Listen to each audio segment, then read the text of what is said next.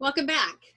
We are the STTP Training Center, and I am Callie Stone, and this is video 2 of the top 5 questions to ask your tongue thrust provider. And this video series is designed for tongue thrust consumers to be able to find a good fit for a tongue thrust practitioner and to understand the dynamics that go on in tongue thrust therapy. So question number 2 is, how long have you been treating tongue thrust? And the answer to this question may take a little bit more digging and understanding on your part as the consumer, because generally, the longer you do something, the better you are at it, right? Well, you need to know and understand that tongue thrust, as a practice, has received a great deal of controversy and stagnation due to poor outcomes and relapses.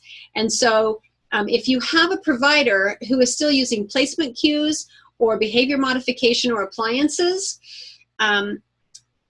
if that's the foundation of their program, then you may want to dig a little deeper, because that's kind of the old model that doesn't necessarily yield tongue thrust elimination. It certainly does treat tongue thrust, but it doesn't necessarily eliminate tongue thrust. And we tend to get a lot of relapses, and so that's why we would get this bad reputation for tongue thrust, or some people thinking that it doesn't exist. And you can look at we have a course called Debunking the Myths of Tongue Thrust, which is a great free foundational course that tells you a little bit about this controversy and the misunderstandings in tongue thrust treatment. So don't just disregard it because of a few bad apples, I guess is what I'm trying to say. You just want to make sure that you're getting a good apple. So the Stone Tongue Thrust Protocol is a revolutionary treatment program.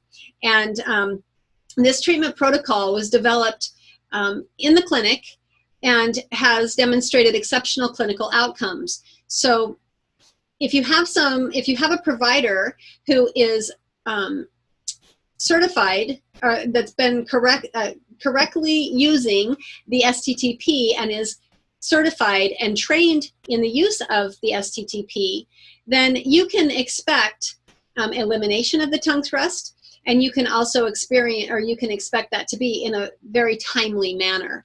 So you want to find out what's the underpinnings of their treatment philosophy. Are they using the old kind of controversial, ineffective methods, or are they using the more revolutionary, complete tongue thrust protocols that's using or that's addressing the full cause and underpinnings of the tongue thrust?